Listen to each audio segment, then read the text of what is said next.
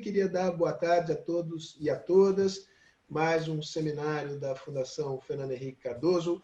Continuamos no meio digital, desta vez em parceria com o Humanitas 360. Patrícia Vilela deveria estar aqui comigo, não pôde, pede desculpas. Desculpas a vocês, ela pede. Eu aceito em nome de vocês as desculpas, o motivo é mais do que justo. Queria agradecer a Patrícia e a toda a equipe da Humanitas 360 pelo apoio, por mais esta parceria. Queria agradecer também aos nossos 4 convidados que aceitaram o nosso convite para essa discussão de hoje sobre racismo e segurança pública. Começo pela Samira Bueno, formada em ciências sociais, com doutorado em administração e gestão pública pela USP. Ela é a diretora executiva do Fórum Nacional de Segurança Pública.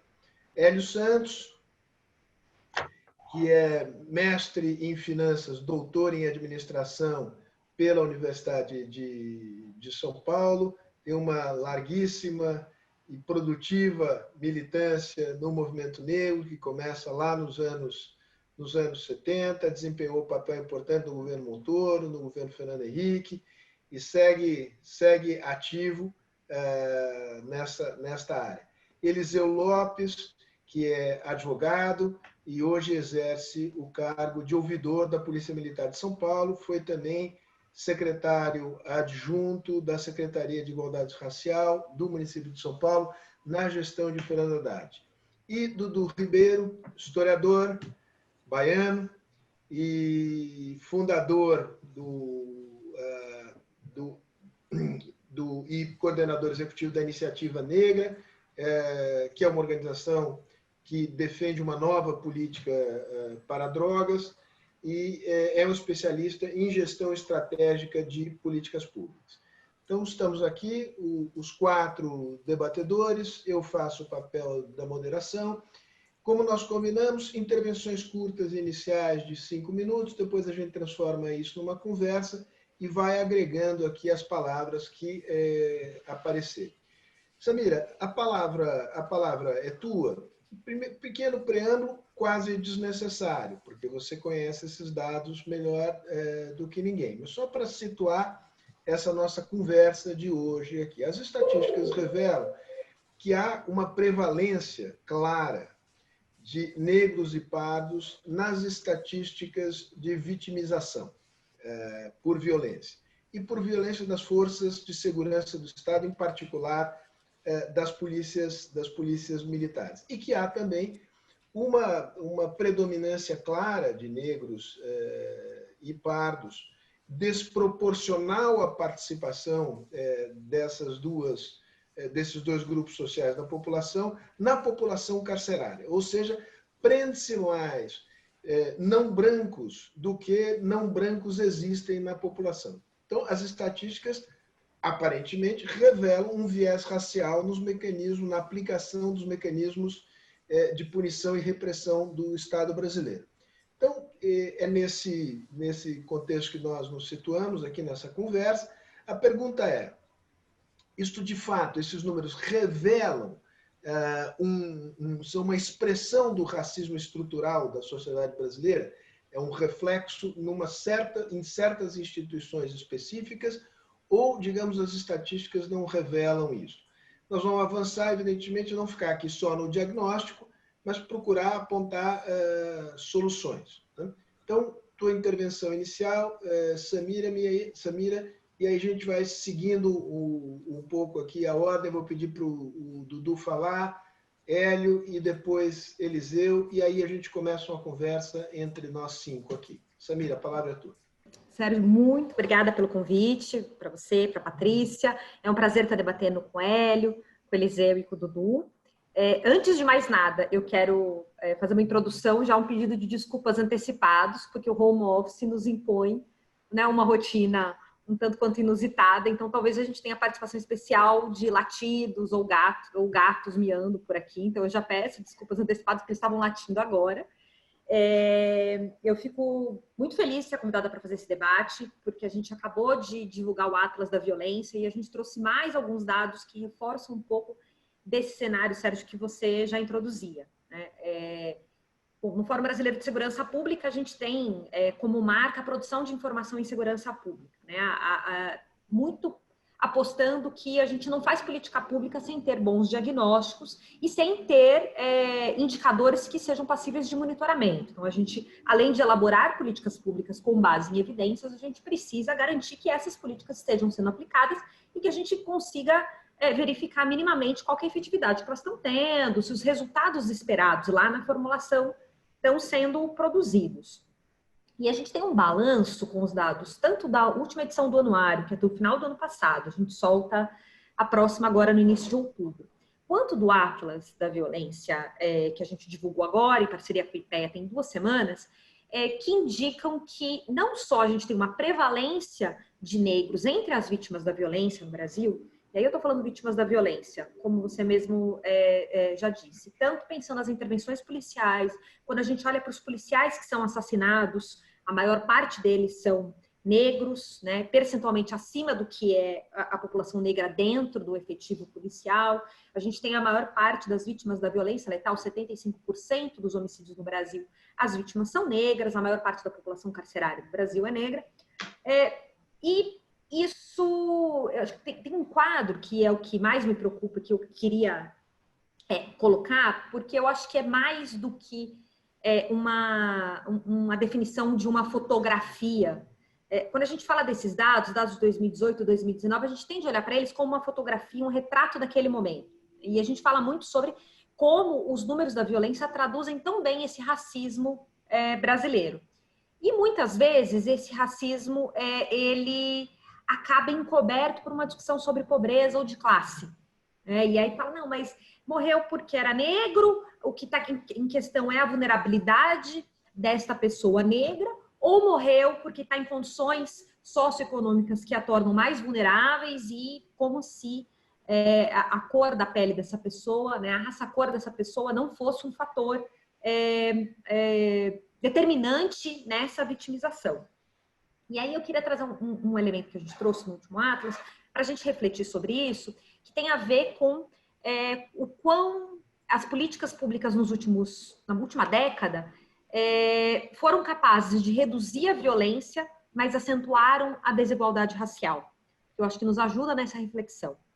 Então, se a gente olhar, por exemplo, para as estatísticas de homicídios em 2018 e em 2019, elas caíram em quase todo o país. Predominantemente, assim, tem pouquíssimos estados que não seguiram essa tendência. A gente tem uma redução da violência letal nos últimos 2 anos nas estatísticas oficiais. Quando a gente olha um período mais longo, de 10, 11 anos, a gente percebe que houve também uma redução desses homicídios. Quando a gente olha para esse dado desagregado por raça-cor, a gente percebe que essa redução só se deu entre brancos. A gente conseguiu reduzir os homicídios de mulheres brancas, mas os homicídios de mulheres negras cresceram. Então, a gente reduziu em 11% os homicídios de mulheres brancas e cresceu em 12% o número de homicídios de mulheres negras. Quando a gente vai olhar para a camada total da população, então todo mundo, a gente percebe que caíram os homicídios em geral, caíram os homicídios de pessoas brancas e se elevaram, tiveram um crescimento os homicídios de pessoas negras.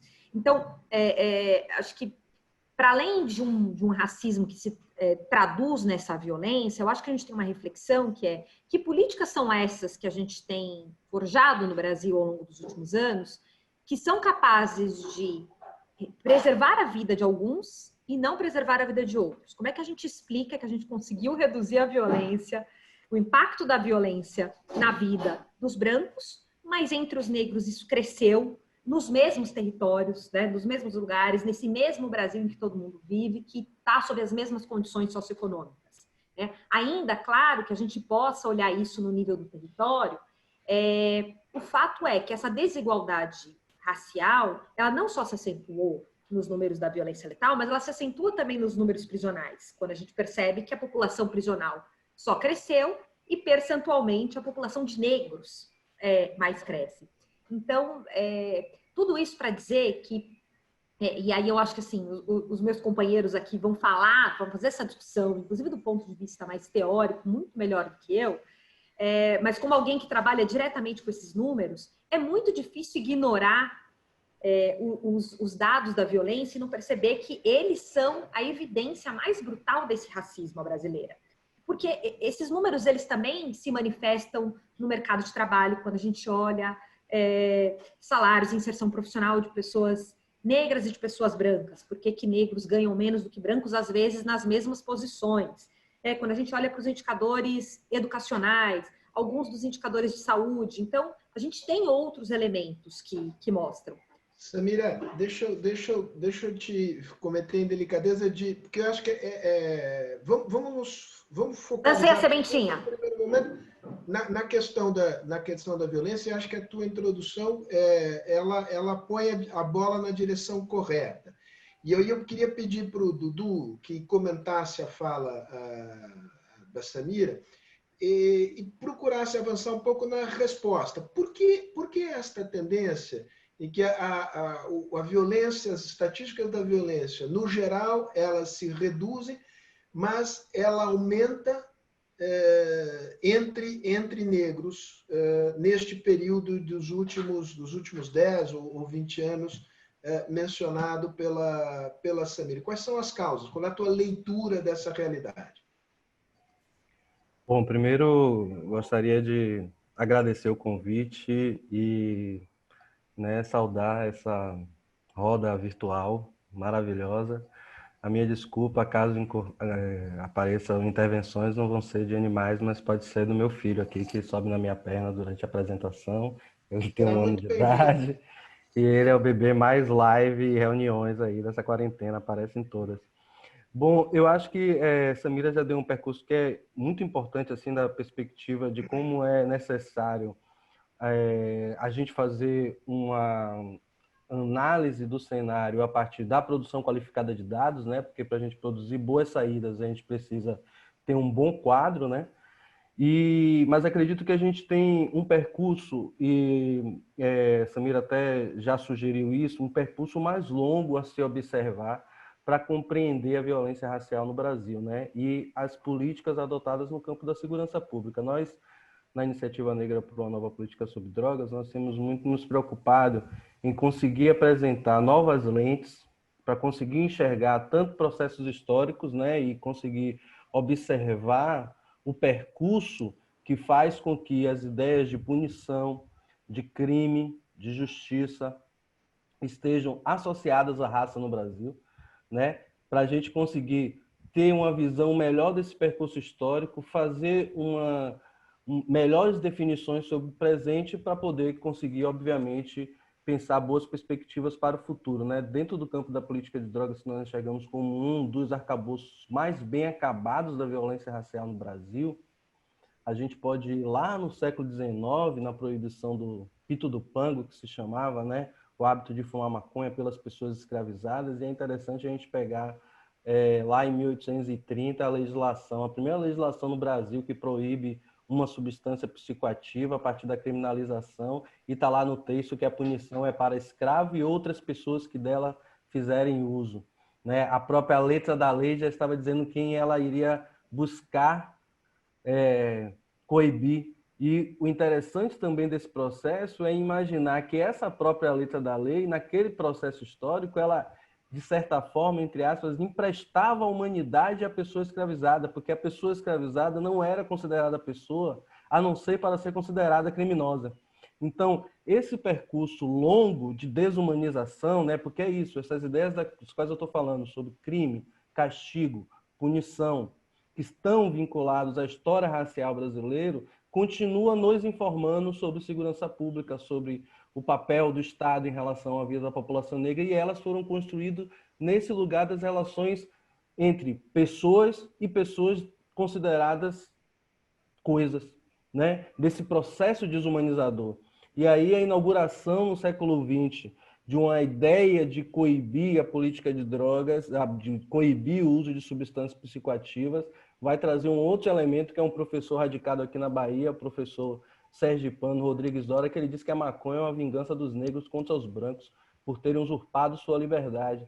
E proibir a maconha fazia parte de impedir os negros de boicotarem o processo civilizatório brasileiro. Lá no começo do século XX, quando ele estava falando civilizatório, ele estava falando branco, porque na cabeça das elites coloniais, civilização quer dizer ser branco. E aí, muitos intelectuais naquela época já olhavam para frente e pensavam nesse processo civilizador brasileiro, que eu acho que é o que segue em curso. Um processo de eliminação que contou com vários mecanismos lá, desde os elementos criminais, mas também o próprio sentidos do embranquecimento, né? Cálculo de intelectuais que diziam que em 100 anos não existiriam mais negros no Brasil, por exemplo, né? E aí nós convivemos ao longo do século XX com o aprimoramento desses mecanismos de contenção da possibilidade de cidadania da população negra a partir da sua desumanização. Aí, para finalizar essa primeira intervenção, acho que assim, nós convivemos com a situação, que a Samira já trouxe alguns dados, alguns números, em que só é possível a sociedade brasileira conviver porque ela é depositada contra corpos desumanizados. Porque a gente percebe uma redução, a gente viu pelos dados divulgados no Atos da Violência, uma redução que agora já está, né, na verdade, comprometida, né, porque os dados mais novos revelam que voltou a crescer o número de homicídios no Brasil, mas a gente vinha convivendo com uma média de 50 mil assassinatos por ano no Brasil, né? Isso só é possível conviver com isso através de um sucesso, que eu digo sempre, né? Uma eficácia do sentido desumanizador que o racismo promove e que faz com que as pessoas não consigam compreender a dimensão da vida envolvida nesse campo, né? Porque é isso. A gente está falando, porque a gente não está falando de cada uma das pessoas assassinadas apenas. Nós estamos falando sobre todo o impacto que tem na sociedade brasileira o assassinato de 50 mil pessoas, nas suas famílias que adoecem por causa da perda de um familiar, dos seus filhos e filhas que ficam desassistidos porque perderam uma pessoa que era a pessoa que trabalhava na família. Então a gente está falando de várias possibilidades, de várias lideranças políticas que tinham seus próprios projetos e conduziam transformações em suas comunidades e que são eliminadas. Eu acho que isso demonstra a eficácia de um processo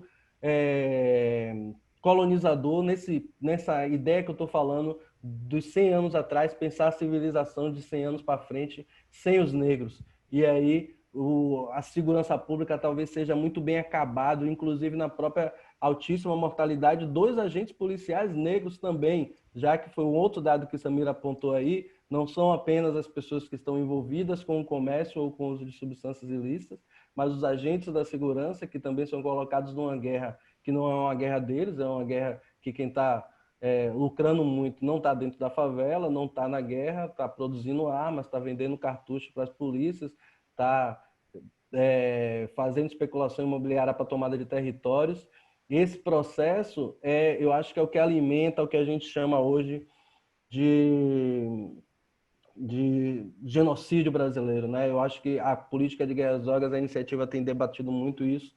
A política de guerras às drogas talvez seja o arcabouço mais bem acabado, assim, porque ele inclui os mecanismos de violação, do ponto de vista da deslegitimação, da legitimação das mortes, porque é isso, quando a polícia desce da favela e morreram pessoas lá, a justificativa é nós fomos combater o tráfico de drogas, então legitima a violência do Estado. Ela encarcera mais do que qualquer outro crime no Brasil, né? 70% das mulheres que estão presas é por tráfico de drogas e cerca de 1/3 dos homens. Ela também estigmatiza ao ponto de fazer com que os governos destinem recursos do SUS para experiências de tratamento, entre aspas, que são pautados na violência e na abstinência, mas só é possível fazer isso porque as pessoas que usam drogas são estigmatizadas. A maioria das pessoas que estão, por exemplo, dentro de comunidades terapêuticas são pessoas negras. E aí, eu sei que a pergunta foi para olhar um pouquinho para frente, mas eu tive que fazer esse processo primeiro, porque esse sentido que a gente está falando, né? Conseguir apresentar novas lentes para olhar os percursos históricos para conseguir, aí numa resposta seguinte, falar de processos de mudança no futuro. Bom, Dudu, vou passar a palavra para o Hélio. Hélio, eu esqueci de mencionar que você é membro do Conselho do Humanitas 360, né? Então fica aqui mencionado esse fato, assim como o fato de que você também é do Conselho da Oxfam. Como você, digamos eu, que tem mais estrada aqui no grupo, né, e participa desde os primórdios da redemocratização, nesta questão em particular, digamos, de segurança pública, violência, viés racial, avançamos nesse período ou não avançamos? Bom, veja que o nosso Sérgio, ele, além de pedir a gente que faz a introdução, ele já está aproveitando e fazendo perguntas, o que é muito correto. Mas eu preciso, Sérgio, de agradecer ao Instituto FHC, ao Humanitas 360, a você, a sua equipe, a oportunidade de estar, eu não tinha estado ainda com a Samira e o Dudu e o Eliseu, que são pessoas que eu conheço, e você tem aqui uma equipe muito interessante, porque tem complementaridade e pessoas que falam de lugares diferentes. Então, esse tema, Sérgio, ele é de longe o tema mais agudo da cidadania brasileira, racismo e segurança pública.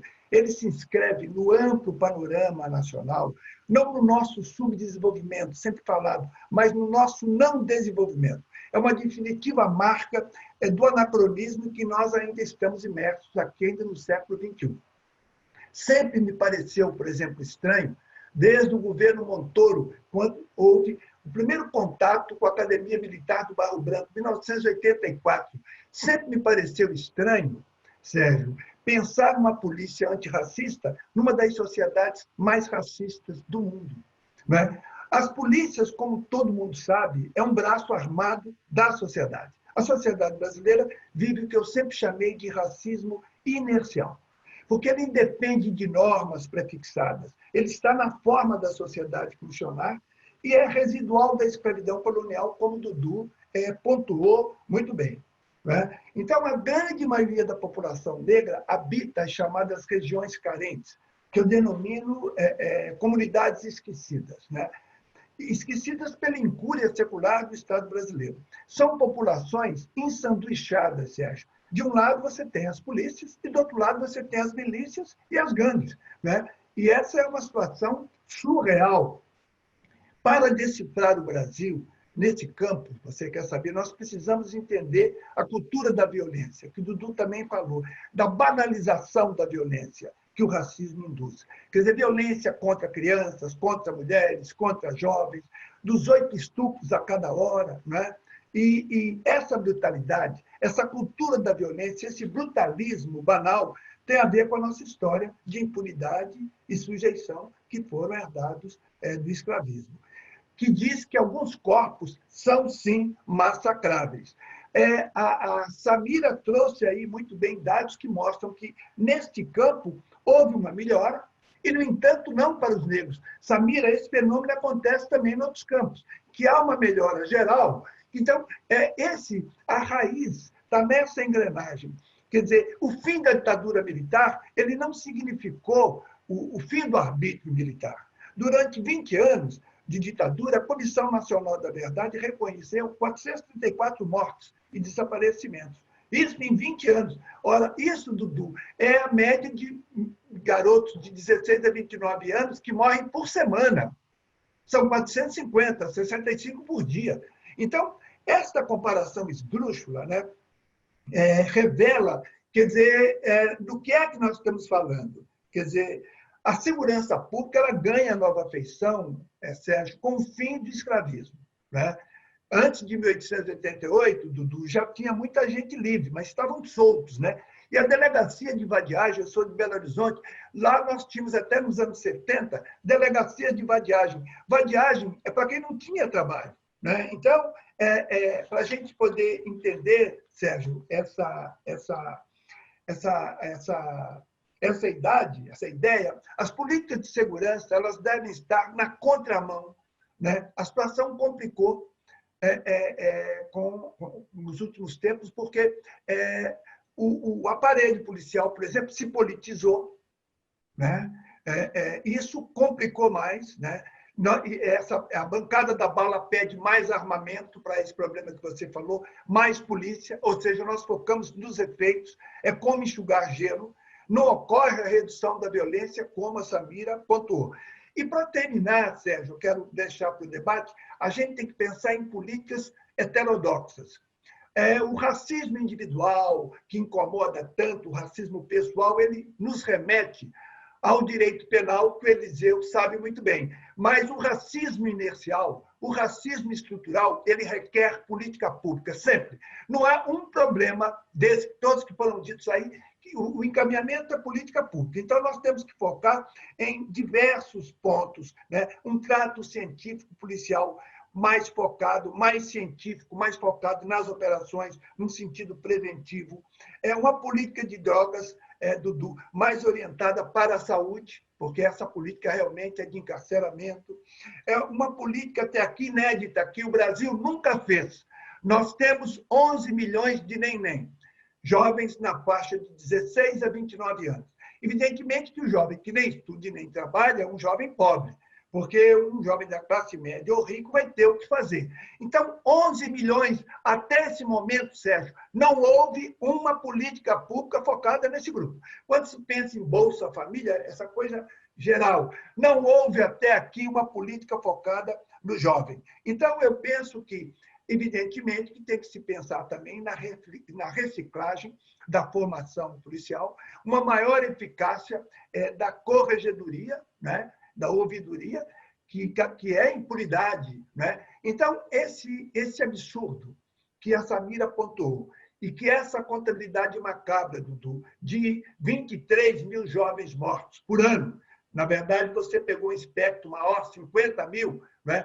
Então, isso só é possível, uma coisa desse porte só é possível porque o mundo jurídico, em que o Ministério Público faz parte, concorda, a academia, o mundo político, ou seja, a mídia, uma violência desse porte, ela só é possível pela leniência da sociedade. E até então, vou frisar, não houve um líder que colocasse assim, este é um projeto estratégico do Brasil e vou enfrentá-lo de frente, com políticas, como eu disse, heterodoxas, porque elas são complexas, elas envolvem coisas que aparentemente estão fora da segurança, que é investir na juventude, pede uma legislação sobre droga, pede uma reaparelhagem da formação policial, ou seja, essa cultura de violência, ela não se resolve apenas com leis ou com publicidade.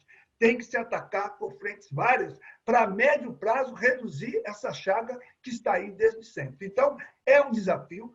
A sociedade brasileira tem graves desafios. Um dos maiores são as chamadas polícias, sobretudo a polícia militar, que é, sim, uma borra da ditadura militar que está aí, que nós herdamos, que não resolvemos, e, como eu disse, tem um componente de complicação, com bancadas que vêm sendo eleitas e com um fortalecimento equivocado, em que não se fala em política de segurança, fala-se em potencializar corporações. Então, nós estamos diante de um imbróglio que se complica. Então, o que eu te aponto, Sérgio, no longo prazo, é uma piora se nós não tivermos... eu não tenho perspectiva com o governo de plantão. Pelo contrário, apesar dessa redução, Samira, que é uma redução que acontece, né? Isso, para mim, não significa, porque quando eu penso em segurança, em violência, eu não... Eu vou pedir para você fechar aí. Pedir para você fechar. Estou fechando. Então, eu não posso... Essa redução, que é bem-vinda, né? Menos pessoas morrem, isso não significa que nós estamos vivendo uma situação de menos violência ou com menor potencial. Então, Sérgio, é isso. Eu vejo uma piora se não pensarmos em políticas públicas heterodoxas, disruptivas, coisas que ainda não foram feitas. Muito bom. Hélio, obrigado. Eliseu, o Hélio, com toda razão, me acusou aqui de fazer perguntas antes da própria introdução. Então, eu vou reiterar aqui, eu vou reincidir no crime, mas não tem jeito. Eu queria te perguntar se você concorda com essa caracterização que o Hélio fez da PM, ou das PMs, como uma borra da ditadura, que é uma espécie de legado, um entulho autoritário ainda não resolvido. e se concorda com a crítica que se faz à PM, em particular a PM de São Paulo, de que a PM seria uma instituição racista. Como é que isso chega aos teus ouvidos?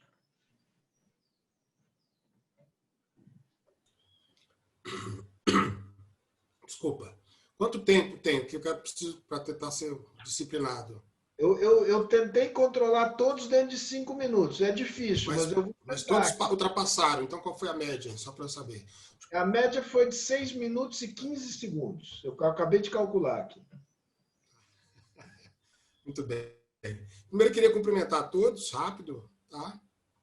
Dizer que é um prazer estar aqui com um nobre, ilustríssimo, nossa referência maior, o professor Hélio Santos, que sua fala até dispensaria, digamos assim, outras falas nesse ambiente que nós estamos.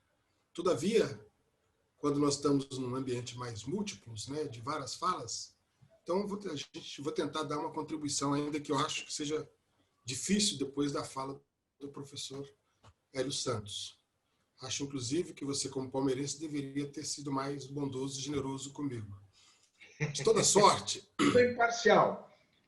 De toda sorte, eu acho, cumprimentar a Samira, Dudu, enfim, brilhantes pesquisadores,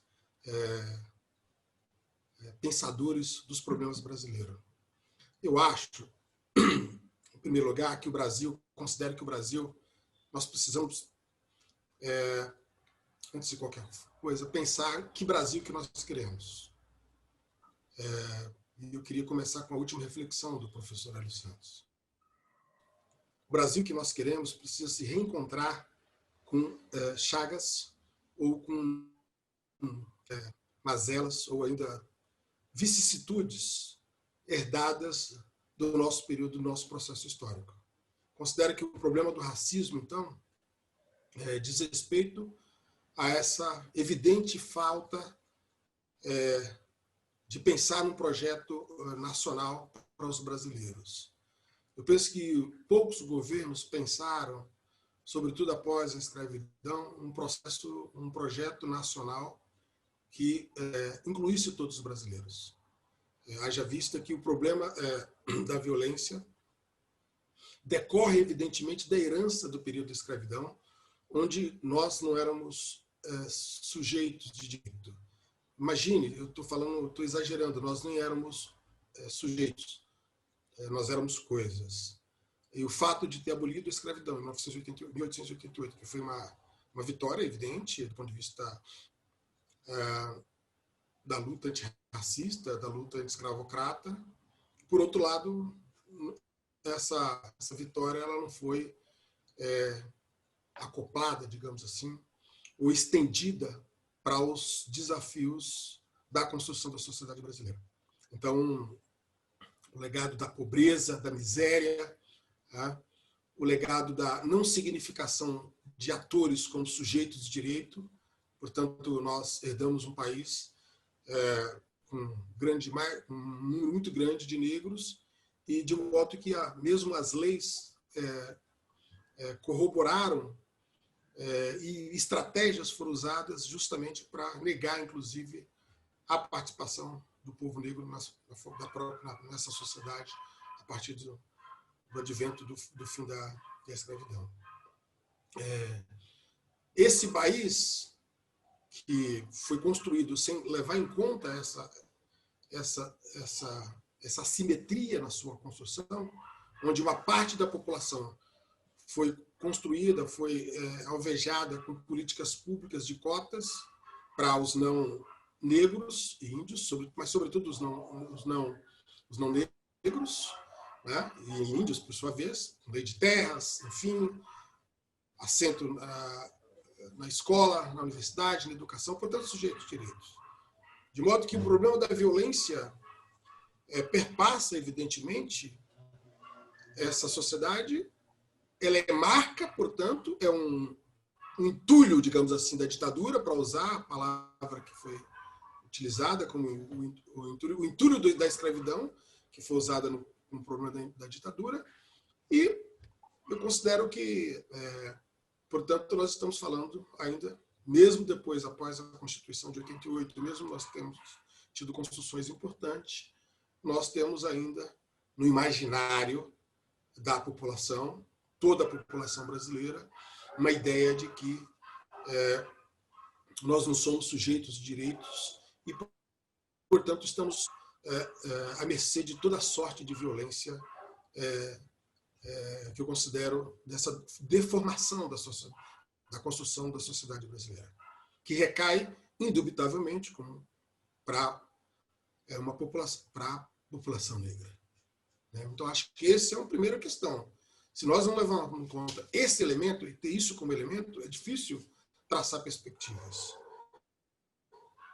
De modo que eu acho que, no conjunto da sociedade, quando nós falamos de racismo estrutural, nós estamos falando da sociedade brasileira na sua essência, e que, portanto, não tanto corrobora do ponto de vista da subjetividade humana, do indivíduo, evidentemente, como corrobora também nas instituições. De modo que esse racismo é encontrado em todas as instituições. Né? Em todas as instituições. No saber, né? Porque nós temos aí o racismo de natureza simbólica, de natureza, inclusive, da busca do conhecimento, onde nos são negados, fomos negados de entrar na universidade, de discutir as questões, de permitir que cidadãos negros entrassem nas universidades, no ensino como um todo. É bom lembrar que no início do século XX tinha leis que os colégios, secretarias de ensino, que não permitia, por exemplo, que os negros entrassem nas escolas e pudessem estudar. São Paulo, nós tivemos proibição de sermos jornalista. Olha isso, de ser jornalista, profissão de carteiro, algumas profissões. Isso já depois do elemento da construção. Então é preciso primeiro compreender isso. Ou seja, a pobreza no Brasil tem cor. E o nosso país foi construído a partir disso. Então, ou nós pensarmos, ressignificamos isso, ou fica difícil, a gente vai debater do ponto de vista. Vamos para constatações, né? Muitas, que eu concordo com todas, mas é preciso, então, pensar um pouco, né? As intervenções aí sugerem um pouco essa reflexão. Eu acho que elas são importantes. Por último, para tentar construir a média do tempo, dizer que a polícia, evidentemente, ela não foge a esse racismo estrutural. É evidente que existe na polícia racistas, né? Evidente. Assim como existe na sociedade brasileira. Existe entre os médicos. A perguntar, por exemplo, para a mãe negra, como é que ela é tratada no parto. Na escola, que foi um dos centros de elaboração da ideologia do racismo aqui no Brasil, iniciada, inclusive, com muita força com Nina Rodrigues, que, olha só que interessante, tinha sua vertente no campo do direito, da Bahia aí do Dudu, tinha o seu campo no direito e na medicina, trazendo ideias eugenistas, né? As concepções do Nina Rodrigues fizeram parte de um arcabouço de construção dessas concepções racistas que permeou, inclusive, arcabouços jurídicos no Brasil. Né? Então, a polícia, evidentemente, ela não está fora disso. E mais, só que nós estamos no século XXI e nós não nos vimos alguns anos atrás, eu tenho 50 anos, mas nós não nos vimos na televisão, na imprensa, nos livros didáticos, a contribuição do povo negro enquanto sujeito inteligente, de valor, que contribuiu nas ciências, na medicina, na engenharia, na cultura, para construir o Brasil, e nós não somos retratados. Né? Esses policiais que veem isso, que faz parte, portanto, dessa sociedade, qual é a reprodução que eles vão ter? Qual é a reprodução que os professores terão? Qual é a produção que os os cinegrafistas no que diz respeito à publicidade terão sobre a imagem, e um racismo que cala tão forte quanto o racismo, quanto uma ação violenta, porque vai matando aos poucos a capacidade de resistência das pessoas e construindo, por exemplo, uns sujeitos que se veem como subjugados e não pertencentes de direitos. Racismo este que, inclusive, é reproduzido até pelos próprios negros. Olha só, São Paulo, 50% da polícia militar, 51%, mais ou menos, professor Sérgio hoje, professor Hélio, Sérgio, são negros. Aliás, uma instituição que tem, ainda com esses problemas, é a instituição ou a empresa, para terminar, que mais emprega negros no Brasil. É a Polícia Militar do Estado de São Paulo. Olha só que contradição. Então, pensar, eu acho que no preâmbulo, na resenha que fizemos, pensar ou delegar a polícia só à instituição, a Polícia Militar, como a única serventia, digamos assim, dessas dificuldades na construção brasileira, eu penso que talvez seja o primeiro passo para nós não analisarmos, ao meu ver, para terminar, o que é o racismo estrutural no Brasil, que é um fenômeno que se apresenta em diversas vertentes. Muito bom, Eliseu. Bom, vamos abrir a conversa, as perguntas estão abertas, vão chegando, eu também vou introduzindo as perguntas conforme a nossa conversa vai avançando. Samira, eu vou passar essa bola para você, e a bola é a seguinte, quer dizer, eu estou inteiramente de acordo que o problema do racismo é um problema entranhado na sociedade brasileira que exige respostas em várias áreas, né? Mas eu queria me prender à área da segurança pública. O que é possível se fazer nesta área para mudar esta tendência que você mesmo observou no início, em que há uma redução da violência na população em seu conjunto e um aumento da violência entre negros e pardos, não brancos. Qual é o diagnóstico a respeito? Isso tem a ver com a política, tem a ver com o comércio, com o tráfico de drogas, é um certo tipo de criminalidade? Abre um pouco essa caixa um pouco misteriosa para procurar trabalhar num nível um pouquinho mais desagregado quais são os principais problemas e onde é que é possível e como é possível enfrentá-los. Vamos lá. É muito difícil a gente desagregar completamente todos esses crimes no Brasil. Acho que o Dudu trouxe uma reflexão importante que define boa parcela do que acontece em vários territórios, eu não vou me ater aqui a São Paulo, que diz respeito à política de drogas. Então, a gente tem uma política de drogas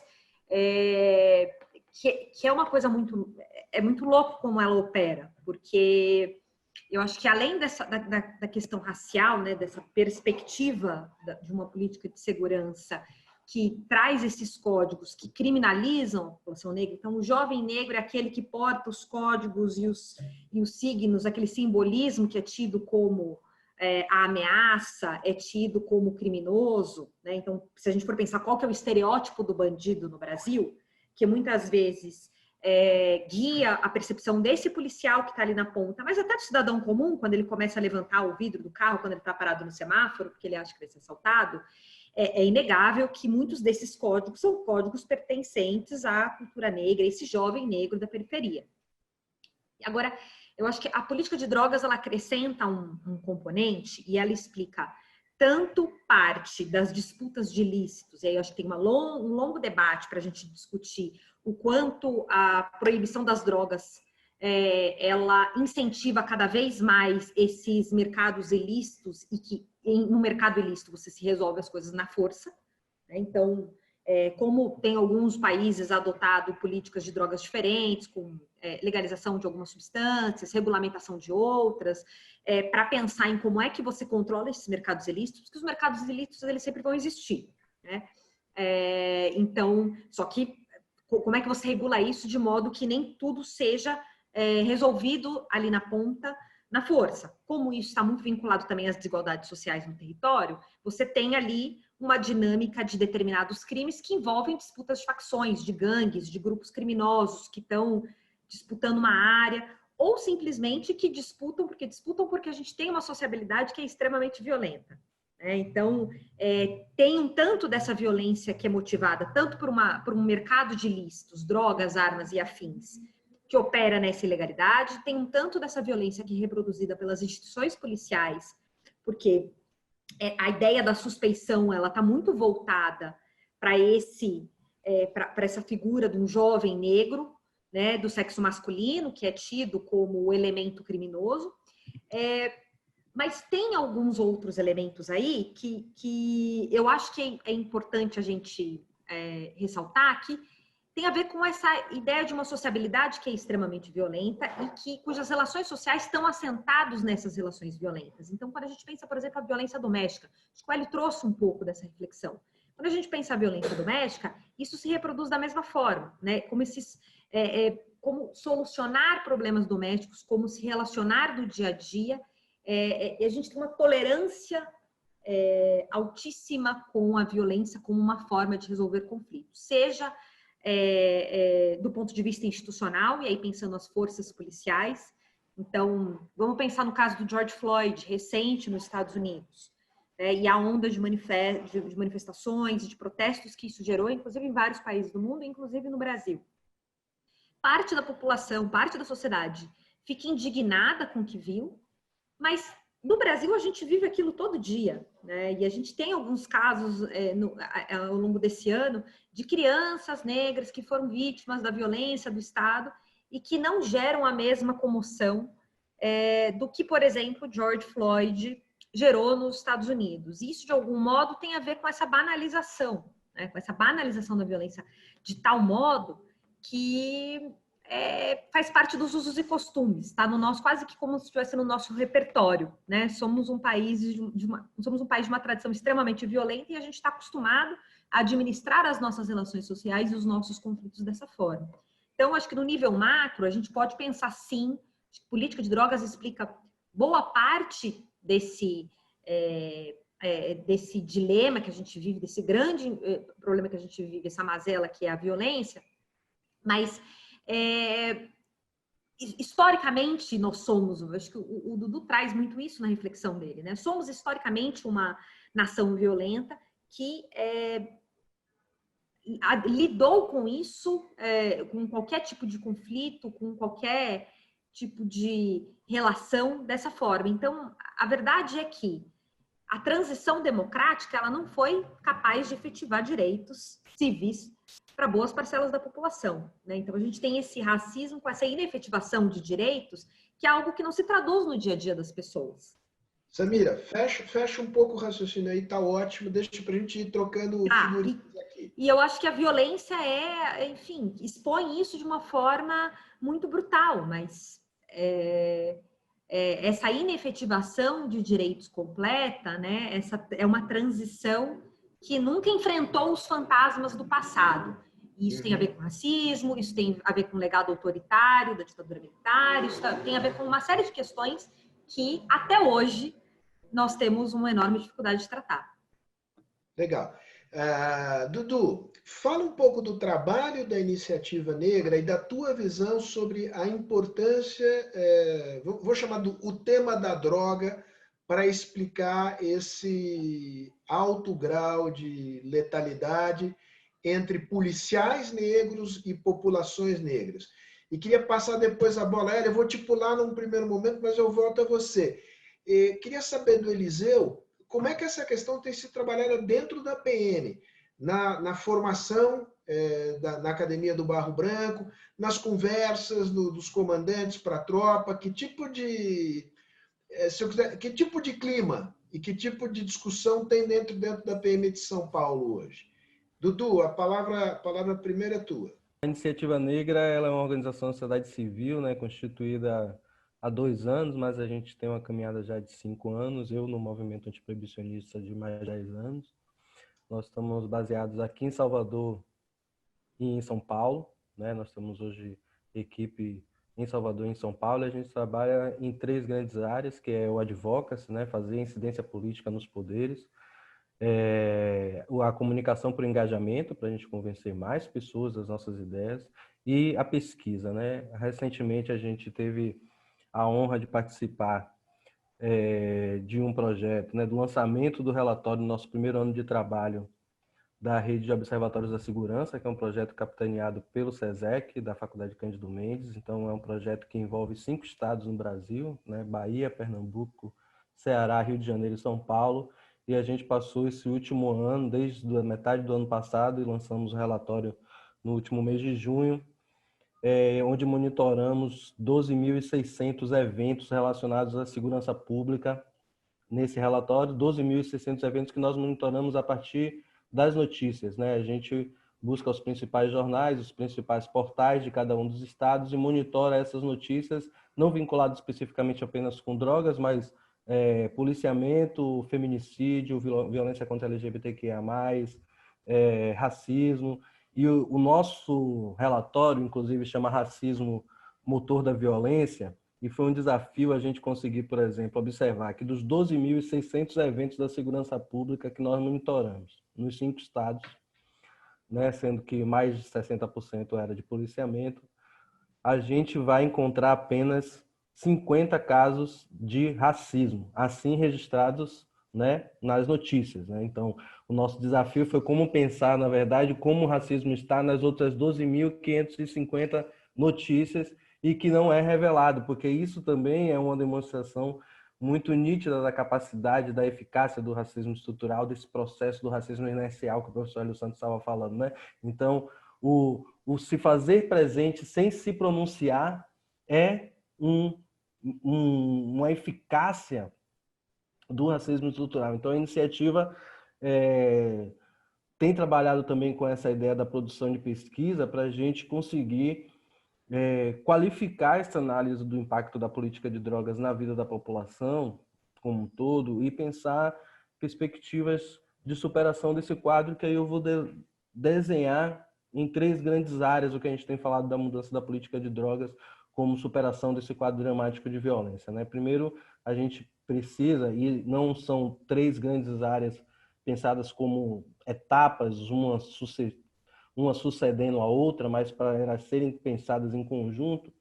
Uma é a gente conseguir fazer primeiro uma reconstituição desse processo histórico, para a gente conseguir atribuir responsabilizações. Não dá para a gente fazer processos grandes de transformação sem enxergar as feridas, porque são justamente elas que nós voltamos a repetir sempre, que o racismo continua tão presente na nossa vida, porque nós deixamos de curar feridas, de olhar fraturas, de pensar o nosso passado. Então,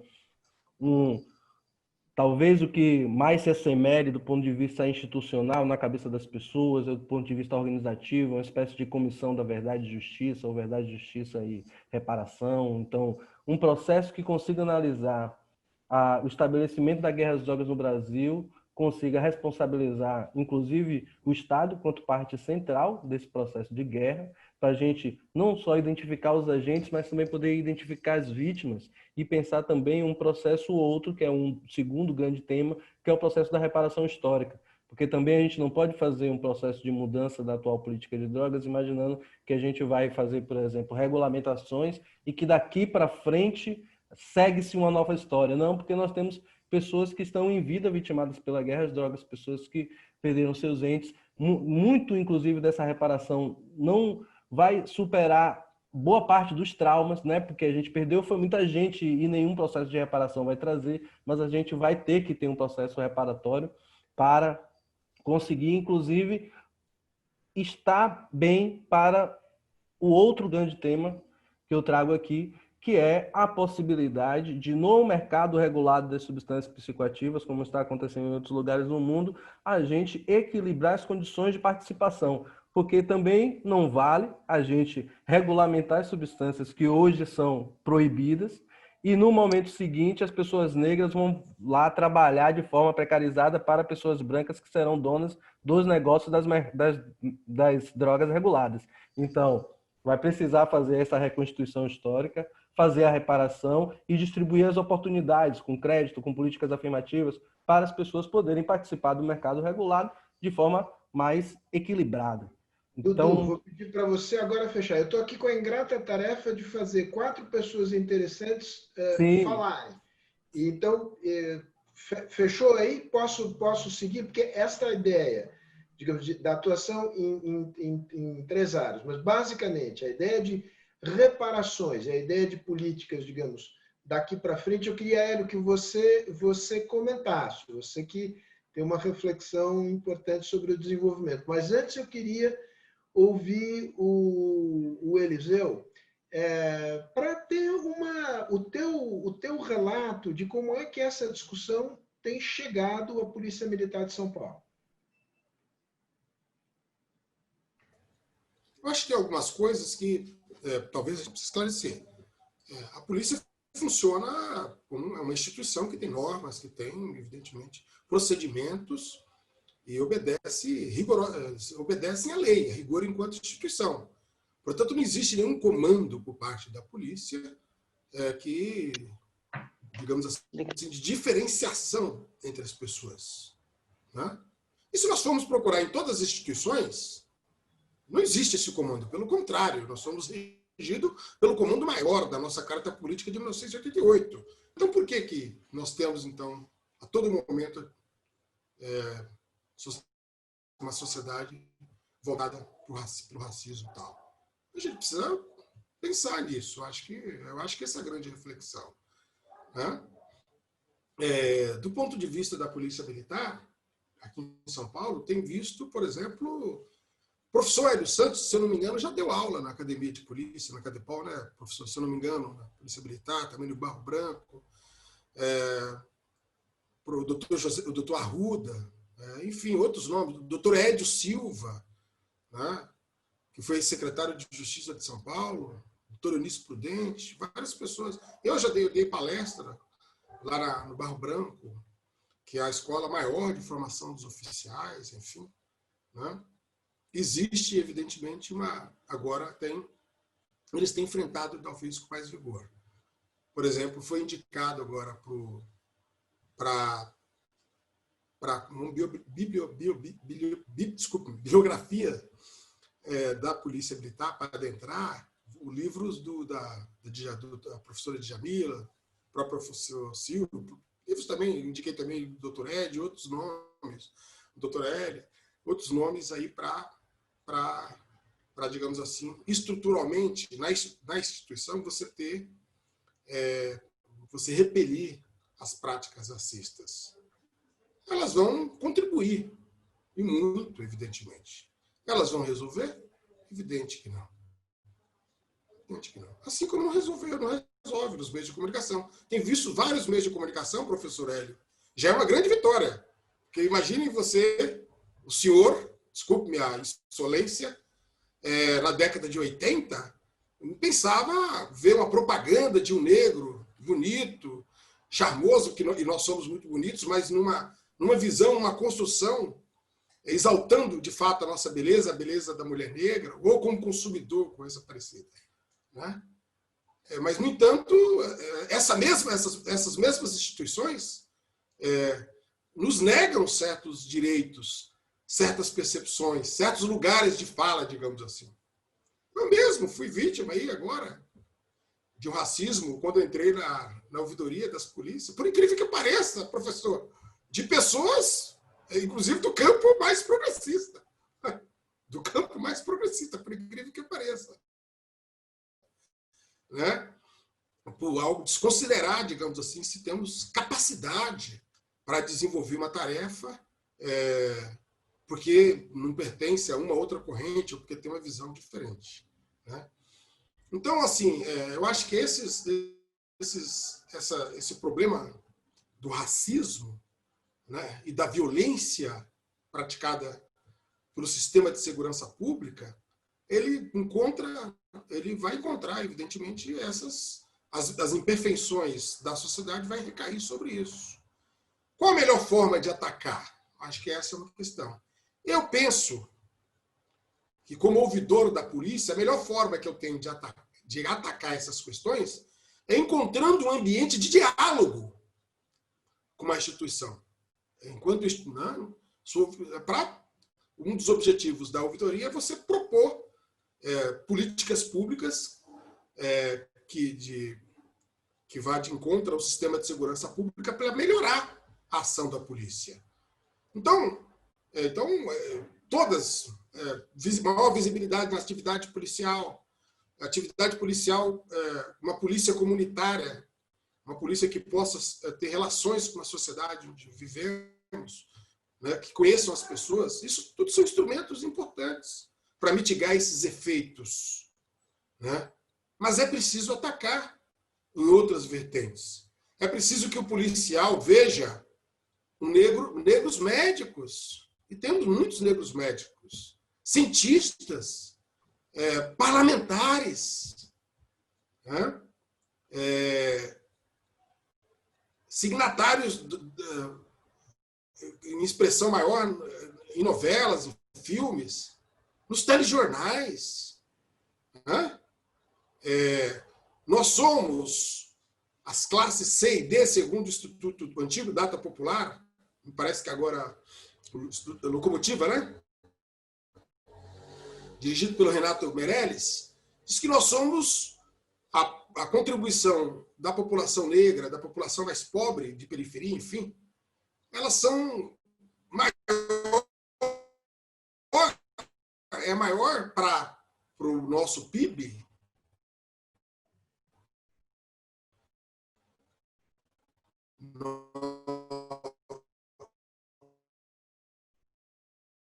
para o consumo do que os outros, a classe média.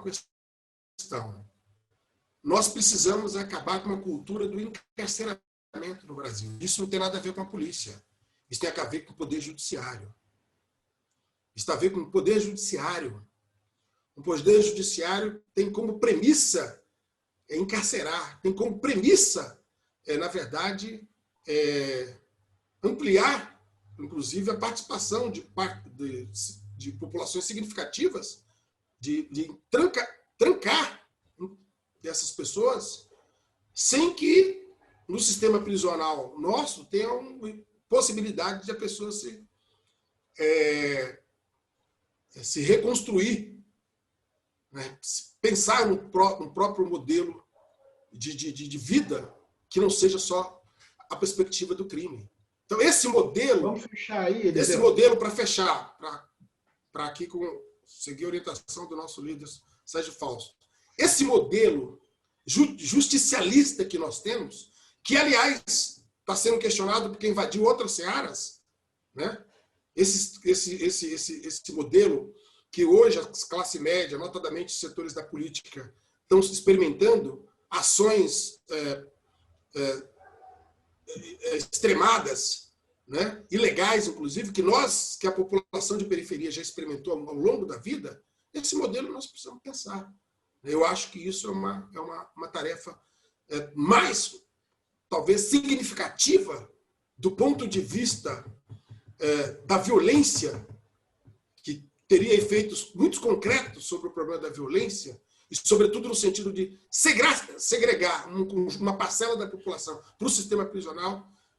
Eu acho que tão importante ou melhor de que outras medidas assim. Muito bom, Eliseu. Hélio, retoma esse tema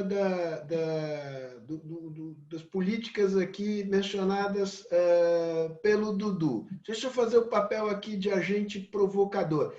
Para mim não é claro o que cabe debaixo da palavra reparações, né?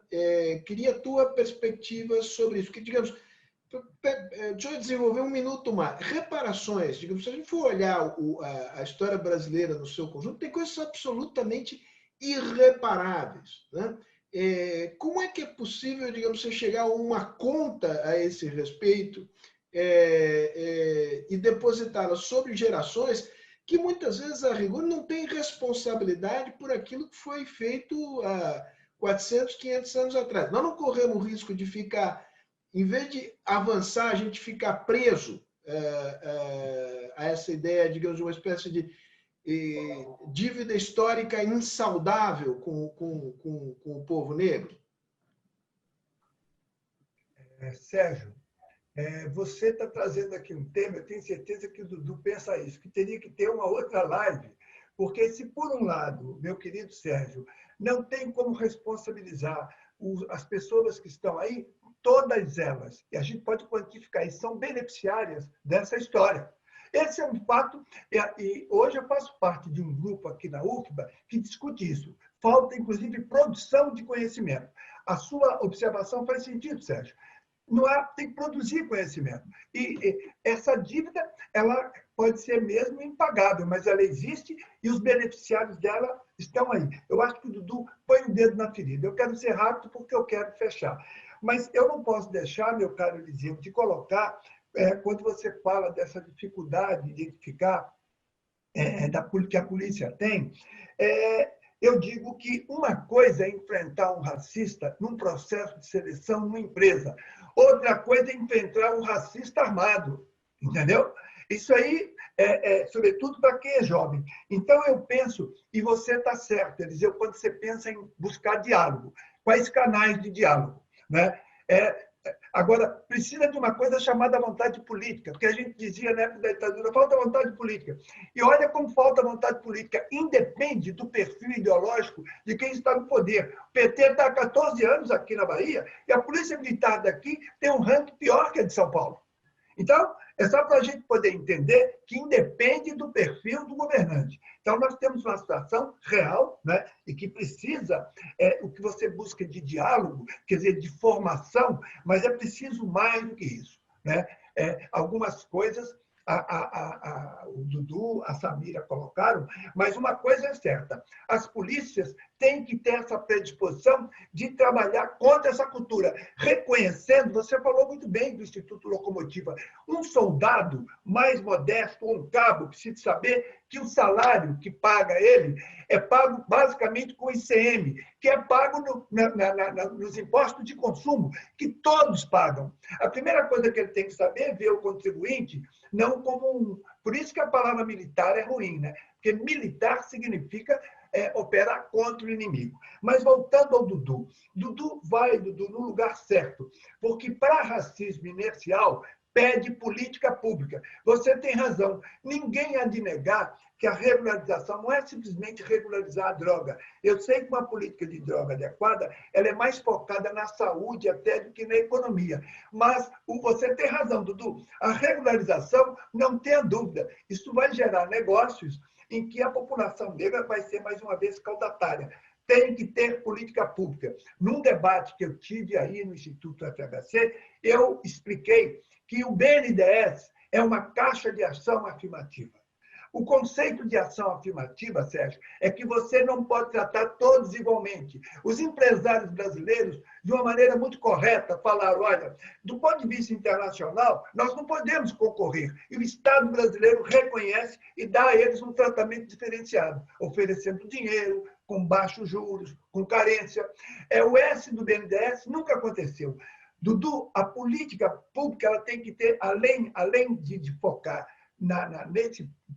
com a regularização das drogas, na possibilidade de negócio, não esquecer, Dudu, são 40 milhões de trabalhadores informais, uma Argentina. Esse grupo nunca teve uma política. E também não se pode esquecer, Samira, de 11 milhões de neném.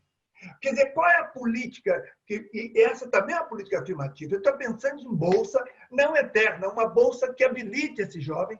Esses 11 milhões de neném, Sérgio, são, na sua maioria, analfabetos funcionais, que não concluíram a primeira etapa do ensino fundamental.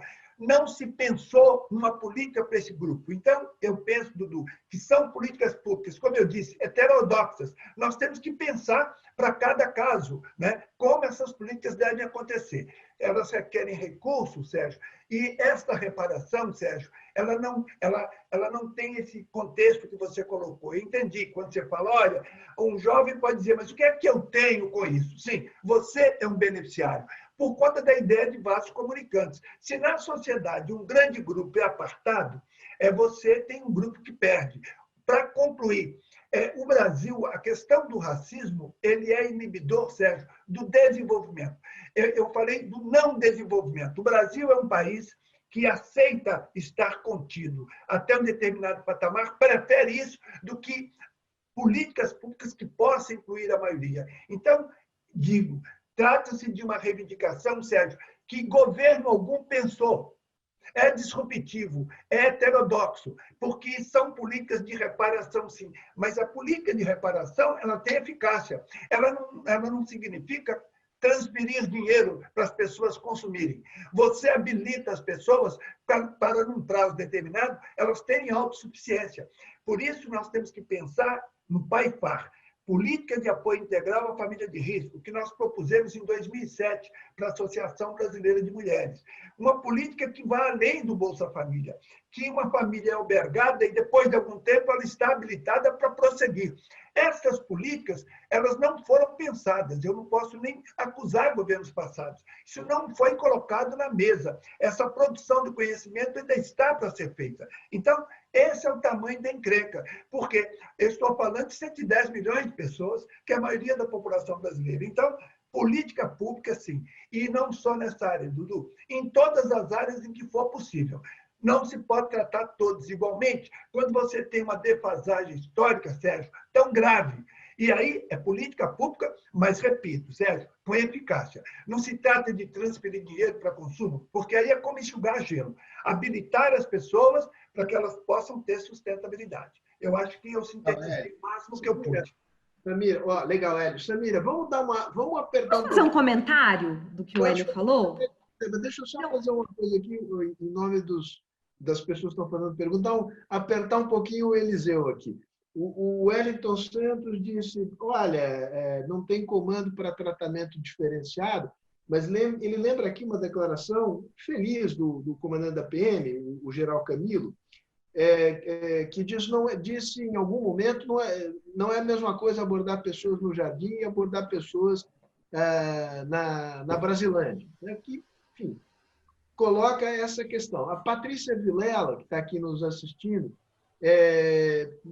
me diz, pergunta para o Eliseu, em termos práticos, que experiências, que políticas, que iniciativas existem na PM de São Paulo para, digamos, propiciar essa aproximação entre polícia e comunidade pobre, entre polícia e negros. Presumo que existe.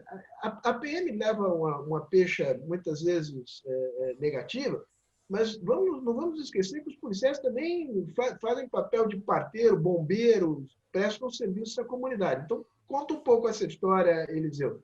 Mas, Samira, já falei demais. Sou eu? Não. Eu preciso ficar provocado e esperando aqui. Agora eu só queria dialogar um pouco com a fala do Hélio, porque eu acho que ele tem toda a razão quando ele fala de política pública, e pode parecer, para muitos que estão nos assistindo, uma certa obviedade quando a gente fala isso, mas está longe de ser, porque segurança pública, historicamente, foi tratado como um problema de lei penal. Então, assim, a gente tem um problema, em geral a gente reage a crises, alguma coisa deu muito errado, a gente teve um grande problema, aí a gente faz uma lei penal e torna, né, aquela conduta crime, porque teve uma crise, e a gente vive de lei penal e lei penal não muda comportamento, leis penais não são políticas públicas que melhoram condições de vida das pessoas.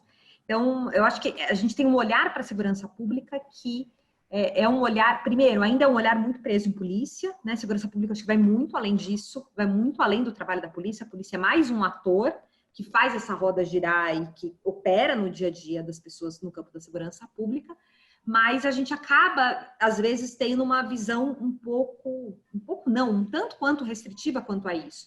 E aí, me parece que a gente não sai um pouco do lugar do ponto de vista de implementação, porque é isso, o que a gente debate hoje nacionalmente no Congresso Nacional sobre Segurança Pública, por exemplo.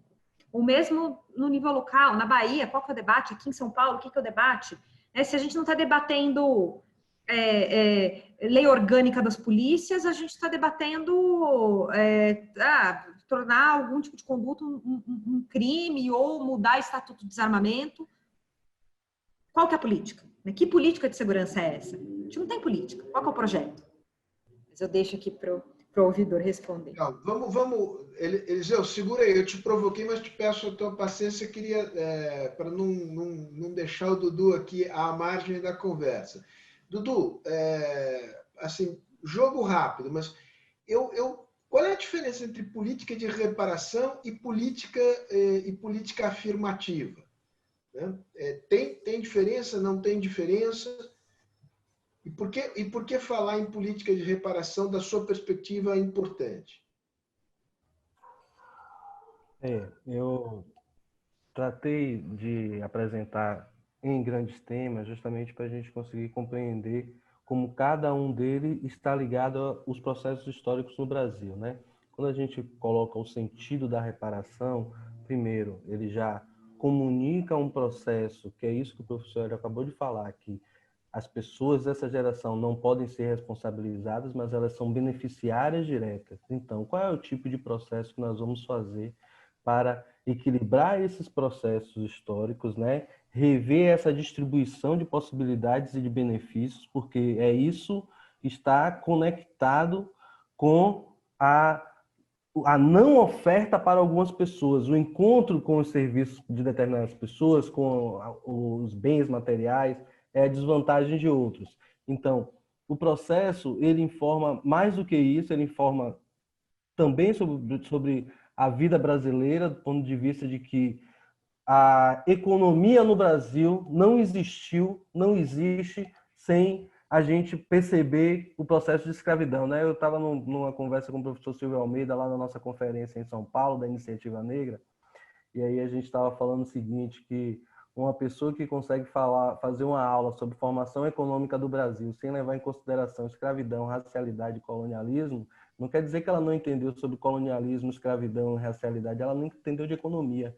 Então, essa construção ela precisa ficar nítida. Então, esse processo ele tem a ver com essas faturas, essas feridas expostas e a recuperação também da própria dignidade das pessoas, né? Porque é isso, a recuperação da dignidade vai se dar de várias maneiras, né? Não apenas da compensação material, mas também da compensação material, mas ela vai se dar a partir também da recuperação e da reconstituição dos seus anteriores, que foram detratados pela história. E o processo de reparação serve para fazer isso. O processo de políticas afirmativas, eu acredito que ele tem mais a ver com a construção dessas condições equânimes para o percurso de vida que nós estamos hoje. Então, por isso que eu fiz questão de localizar em um lugar a política afirmativa do ponto de vista do equilíbrio das nossas possibilidades de participação no mercado regulado e a reparação no sentido, inclusive, da gente perceber que existem vítimas no processo da guerra, que elas precisam suas famílias precisam ser reparadas pelos processos anteriores. Legal, Dudu. Deixa eu jogar esse encontro é fundamental. Enfim. Não, fala. Bom, não, era isso que eu ia encerrar falando isso. A demonstração de como esses percursos precisam se encontrar, ele é que vai permitir a gente olhar para as saídas, né? Legal.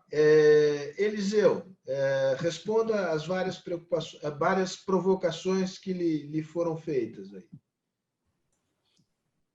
É bom até você repeti-las, porque foram várias. Provocações eu escrevi algumas aqui, só queria saber todas para tentar enfrentar todas. Você disse, olha, não existe um comando para haver tratamento diferenciado da população segundo critérios de raça e cor.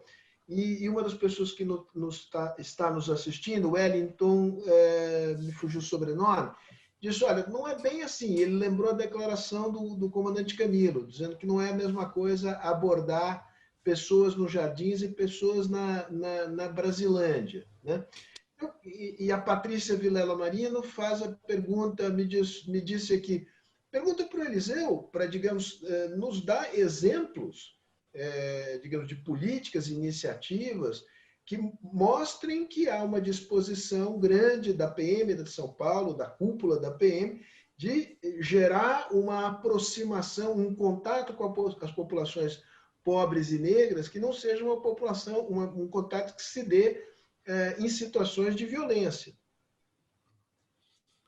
Boa, excelente. Eu queria só dizer o seguinte. Primeiro, parece que essa frase que foi imputada ao coronel Camilo não é dele, é de um tenente-coronel da Rota. Então, primeiro, essa observação aí, então é melhor...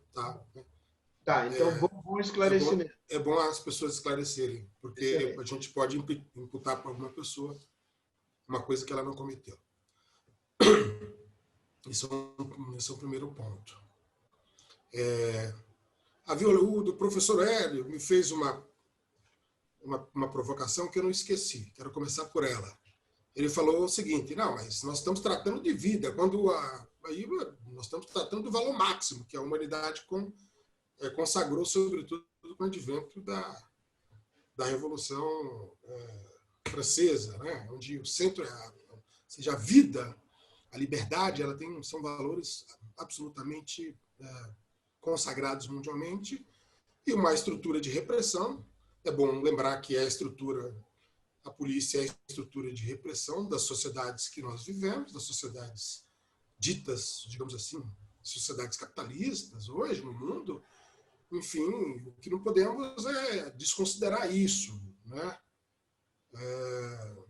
Essa concepção de Estado que nós temos é uma concepção de Weber, e que não foi, digamos assim, alterada em diversos momentos. E o professor Hélio tem razão quando ele fala que não é um problema da violência policial, não é um problema só de um governo, de uma cor, como alguns queiram.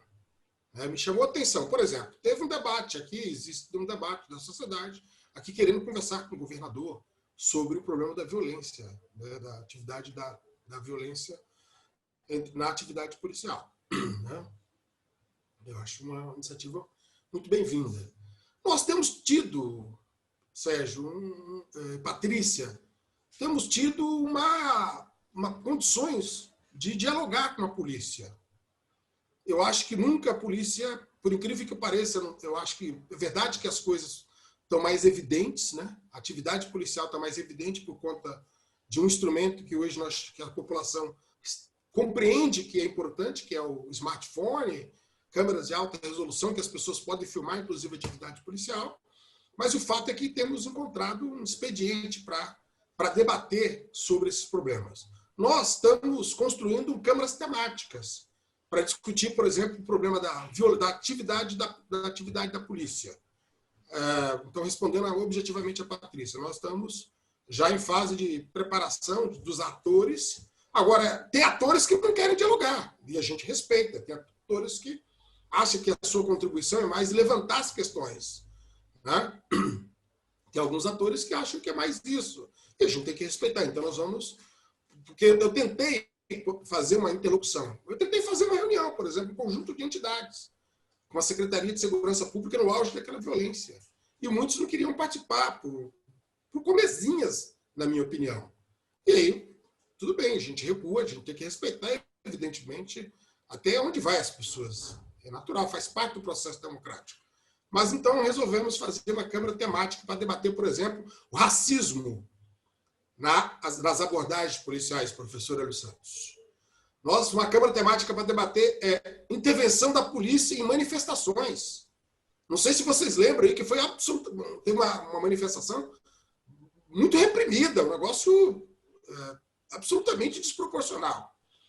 Dia seguinte, eu convidei o secretário de Segurança Pública, a OAB, a presidente da OAB, da Comissão de Advogados, da Comissão de Direitos Humanos da OAB, o presidente da OAB, Sindicato dos Advogados, me parece também, o BCCRIM, para conversar, para fazer um diálogo sobre essa intervenção.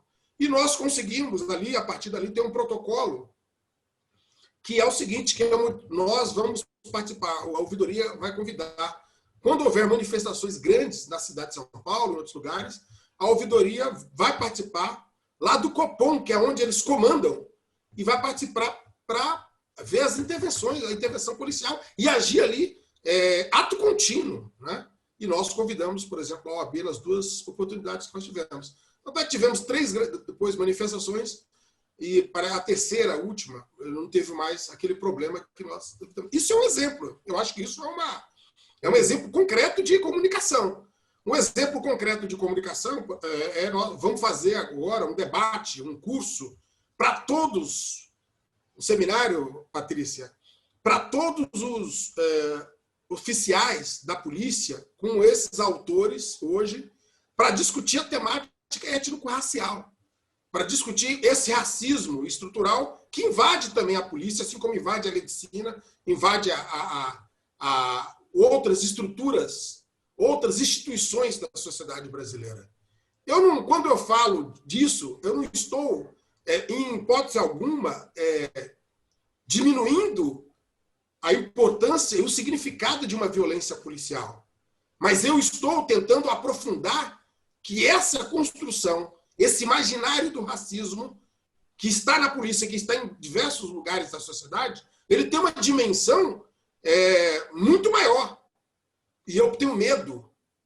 E medo não, mas eu tenho receio de que, talvez, para nós escondermos ou não debatermos com profundidade os problemas do racismo estrutural no Brasil, a gente queira, digamos assim, depositar sobre uma instituição, né? É bom saber que a polícia é a última, é quando todo o sistema falhou. E Dudu fala muito bem, o professor Hélio Santos fala muito bem.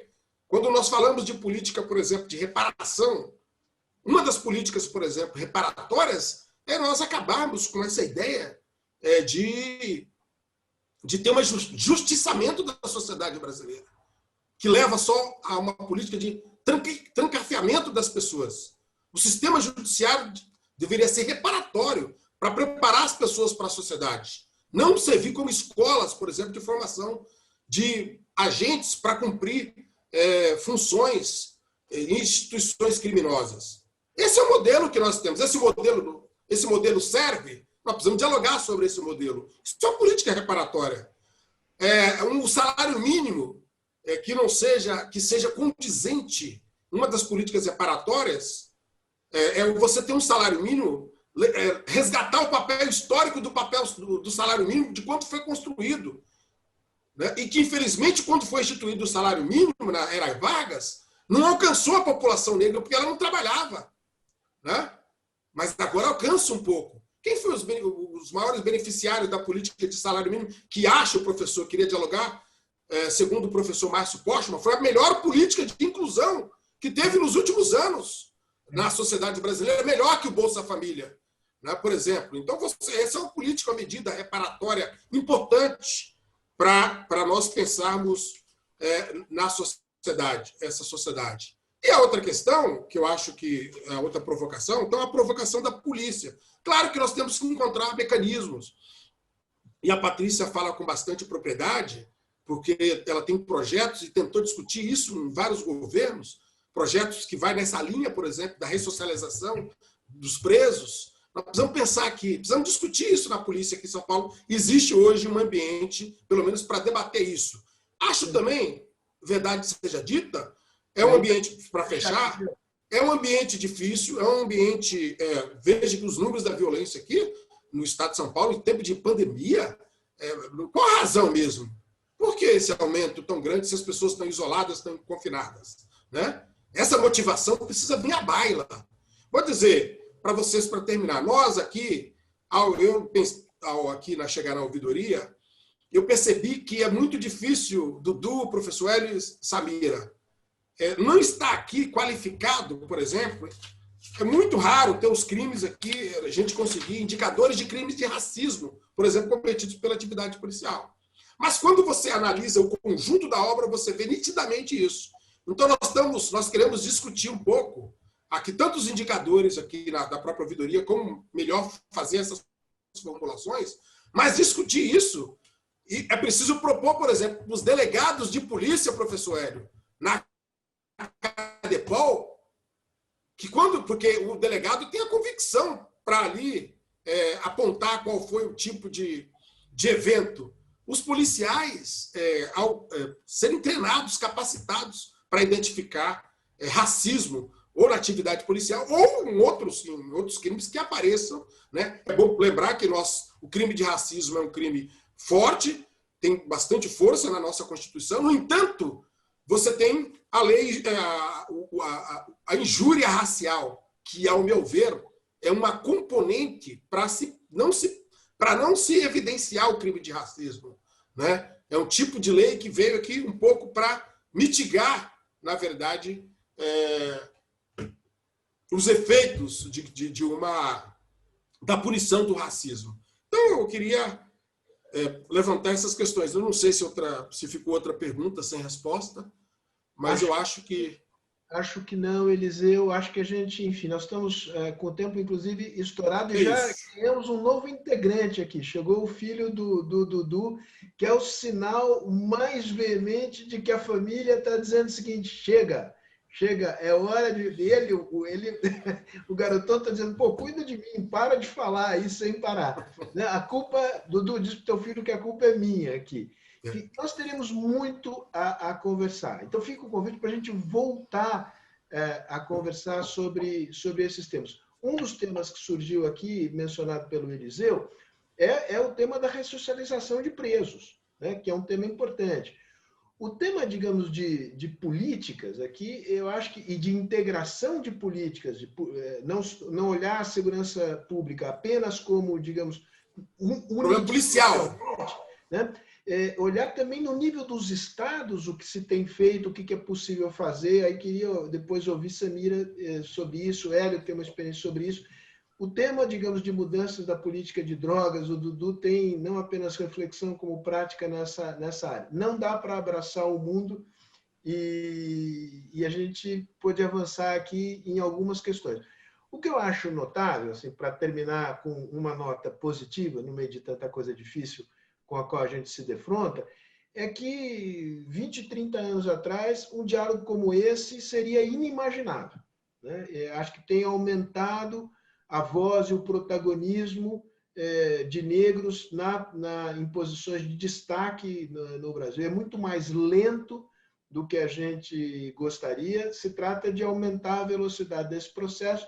E, para terminar, citando uma frase que o Martin Luther King repetia, que eu acho boa, que é: o arco da história é longo, mas ele se inclina em direção à justiça. Agora, para que ele realmente se incline em direção da justiça, a gente precisa ajudar o tempo todo. Então, é essa a ideia de encontros como esse. Faremos outros. Mais uma vez, aqui um grande abraço, beijos a vocês aqui. Patrícia, obrigado pela parceria. Tamo junto. É isso aí. Um abraço grande.